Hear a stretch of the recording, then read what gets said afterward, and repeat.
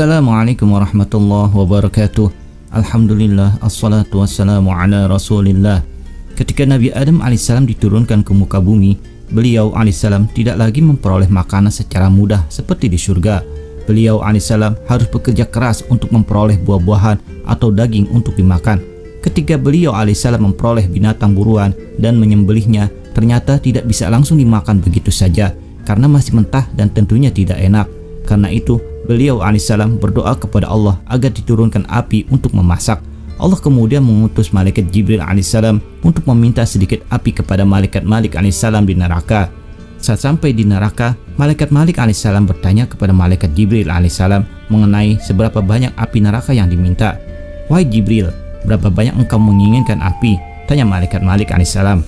"Aku menginginkan api neraka itu seukuran buah kurma," jawab malaikat Jibril alaihissalam. Mendengar jawaban malaikat Jibril alaihissalam, malaikat Malik alaihissalam pun menjelaskan mengenai apa yang akan terjadi jika ia memberikan api sebanyak satu buah kurma. "Jika aku memberikan api itu seukuran buah kurma, maka 7 lapis langit dan seluruh bumi akan meleleh karena saking panasnya," ungkap malaikat Malik alaihissalam. Dengan penjelasan malaikat Malik alaihissalam, malaikat Jibril alaihissalam pun lantas meminta separuh dari ukuran buah kurma utuh saja. "Kalau begitu, berikan aku separuh buah kurma saja," kata malaikat Jibril alaihissalam. Namun, lagi-lagi malaikat Malik alaihissalam mengungkap hal yang akan terjadi pada langit dan bumi jika ia memberikan api neraka setengah dari ukuran buah kurma.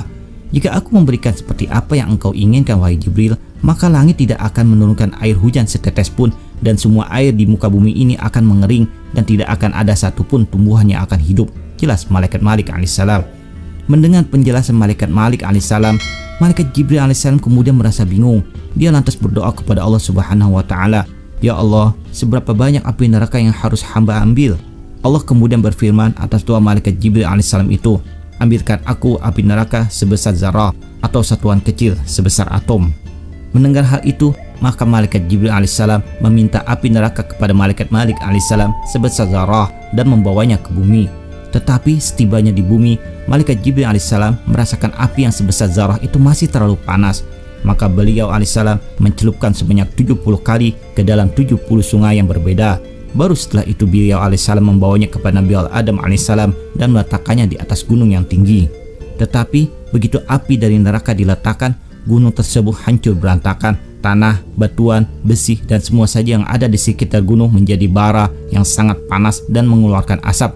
Bahkan api yang sebesar zarah itu terus masuk menembus bumi, dan hal itu membuat malaikat Jibril alaihissalam khawatir. Karena itu ia segera mengambil api tersebut dan membawanya kembali ke dalam neraka.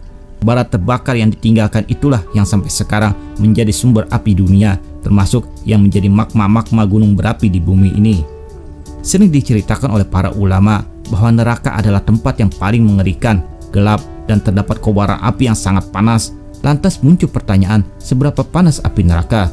Rasulullah Shallallahu Alaihi Wasallam dalam sabdanya pernah menjelaskan seberapa panas api neraka. "Apa kalian ini yang Bani Adam membuat nyala dengannya adalah satu dari 70 bagian api jahanam?" Para sahabat bertanya, "Demi Allah, sesungguhnya api dunia sudah cukup panas untuk menyiksa orang-orang yang bermaksiat." Rasulullah Shallallahu Alaihi Wasallam bersabda, "Api jahanam diutamakan atas api-api dunia dengan 69 bagian. Masing-masing bagian sama panasnya." Hadis riwayat Imam Bukhari dan Imam Muslim. Dari Abu Sa'id Al-Khudri radhiyallahu anhu, dia berkata, Rasulullah Shallallahu Alaihi Wasallam bersabda, "Api kalian ini adalah satu dari 70 bagian api jahanam. Masing-masing bagian dari api-api tersebut panasnya adalah sama." Hadis riwayat Imam At-Tirmizi. Dalam hadis lainnya, Rasulullah Shallallahu Alaihi Wasallam menjelaskan tentang orang di neraka yang paling ringan siksaannya. Telapak kaki orang tersebut menginjak sebuah bara api hingga otaknya mendidih. Hadis ini menggambarkan betapa panasnya api di neraka. Rasulullah Shallallahu Alaihi Wasallam bersabda, "Sesungguhnya penduduk neraka yang paling ringan siksaannya adalah orang yang memiliki 2 sandal dan 2 tali sandal dari api neraka, di mana otaknya akan mendidih karena panasnya sandal tersebut sebagaimana kuali mendidih. Orang tersebut merasa bahwa tidak ada seorang pun yang siksanya lebih pedih daripadanya, padahal siksanya adalah yang paling ringan di antara mereka." Hadis riwayat Imam Muslim. Rasulullah Shallallahu Alaihi Wasallam bersabda, "Neraka dinyalakan selama 1000 tahun hingga tampak merah, lalu dinyalakan lagi selama 1000 tahun sampai kelihatan putih, kemudian dinyalakan selama 1000 tahun sehingga terlihat hitam. Hingga sekarang neraka itu hitam dan gelap." Hadis riwayat Imam At-Tirmizi. Pada suatu hari, Nabi Allah Idris alaihissalam mengajukan permintaan kepada malaikat Israil alaihissalam, "Bisakah engkau membawa saya melihat surga dan neraka?" "Wahai Idris, lagi-lagi permintaanmu aneh," kata malaikat Israil alaihissalam. Setelah malaikat Israil alaihissalam memohon izin kepada Allah Subhanahu wa taala, lalu dibawanyalah Nabi Allah Idris alaihissalam ke tempat yang ingin dilihatnya itu. "Ya Nabi Allah, mengapa Anda ingin melihat neraka?" "Para malaikat saya sangat takut melihatnya," kata malaikat Israil alaihissalam. "Terus terang wahai Israil, saya takut sekali dengan azab Allah Subhanahu wa taala itu. Mudah-mudahan jika saya melihat neraka, iman saya menjadi akan kuat setelah melihatnya." Nabiullah Idris alaihissalam menjelaskan alasannya. Waktu mereka sampai ke dekat neraka, Nabiullah Idris alaihissalam langsung pingsan karena melihat penjaga neraka adalah malaikat yang sangat menakutkan dan seram. Malaikat itu menyeret dan menyiksa manusia-manusia yang durhaka semasa hidupnya tanpa belas kasihan. Melihat kondisi seperti itu, Nabi Allah Idris alaihissalam juga tidak sanggup menyaksikan berbagai siksaan yang mengerikan di dalam neraka. Apinya yang berkobar sangat dahsyat, bunyinya bergemuruh menakutkan. Tak ada pemandangan yang lebih mengerikan dibanding tempat ini. Dengan tubuh lemas, Nabi Allah Idris alaihissalam meninggalkan tempat yang mengerikan itu. Mengenai bahan bakar neraka, Al-Quran telah menerangkannya sebagai berikut. "Hai orang-orang yang beriman, peliharalah dirimu dan keluargamu dari api neraka yang bahan bakarnya adalah manusia dan batu. Penjaganya malaikat-malaikat yang kasar, keras dan tidak mendurhakai Allah terhadap apa yang diperintahkannya kepada mereka dan selalu mengerjakan apa yang diperintahkan." Quran Surat At-Tahrim ayat 6. Ayat ini menerangkan neraka berbahan bakar manusia dan batu. Hal ini menggambarkan bahwa manusia, anak keturunan cucu Nabi Allah Adam alaihissalam, akan menjadi bahan bakar api neraka. Sementara batu sebagai bahan neraka, hal ini menggambarkan berhala-berhala yang disembah oleh manusia itu sendiri. Sembahan manusia selain Allah Subhanahu wa taala, sebagaimana bunyi ayat Quran, "Sesungguhnya kamu dan apa yang kamu sembah selain Allah adalah umpan jahanam. Kamu pasti masuk ke dalamnya." Quran Surat Al-Anbiya ayat 98. Dalam ayat yang lain, Allah Subhanahu wa taala berfirman, "Maka jika kamu tidak dapat membuatnya, dan pasti kamu tidak akan dapat membuatnya, peliharalah dirimu dari neraka yang bahan bakarnya manusia dan batu yang disediakan bagi orang-orang kafir." Quran Surat Al-Baqarah ayat 24. Ayat di atas menggambarkan bahan api neraka terbuat dari manusia dan batu. Batu merupakan ciptaan Allah Subhanahu wa taala dalam keadaan tidak sempurna karena tak memiliki akal. Akan tetapi batu sangat takut kepada api neraka. Saking takutnya, mereka rela mengorbankan dirinya untuk kebahagiaan seseorang. Mereka berusaha untuk berlomba-lomba berbuat kebaikan karena sebenarnya mereka menyadari bahan bakar api neraka nanti adalah dirinya bersama manusia. Ada kisah bagaimana takutnya batu terhadap api neraka. Suatu hari Rasulullah SAW menemui anaknya Fatimah Az-Zahra radhiyallahu anha, mendapati putrinya sedang menggiling syair sejenis padi-padian menggunakan penggilingan yang terbuat dari batu. Rasulullah SAW melihat putrinya itu sedang menggiling sambil menangis. Maka Rasulullah SAW pun bertanya, "Apa yang menyebabkanmu menangis wahai Fatimah? Semoga Allah Subhanahu wa taala tidak menyebabkan matamu menangis." Fatimah pun menjawab, "Ayahanda, penggilingan dan urusan rumah tanggalah yang menyebabkan saya menangis." Lalu Rasulullah SAW duduk di sisi putrinya dan Fatimah pun melanjutkan perkataannya, "Ayahanda, sudikah kiranya ayahanda meminta Ali bin Abi Thalib radhiyallahu an untuk mencarikan saya seorang jariyah atau asisten rumah tangga untuk menolong saya menggiling gandum dan pekerjaan rumah?" Setelah mendengar ucapan putri kesayangannya itu, kemudian Rasulullah SAW bangun dari duduknya dan mendekati penggilingan, mengambil gandum dan meletakkan gandum tersebut di dalam penggilingan sambil mengucapkan Bismillahirrahmanirrahim. Dengan izin Allah Subhanahu wa taala, penggilingan tersebut berputar dengan sendirinya sambil bertasbih kepada Allah Subhanahu wa taala.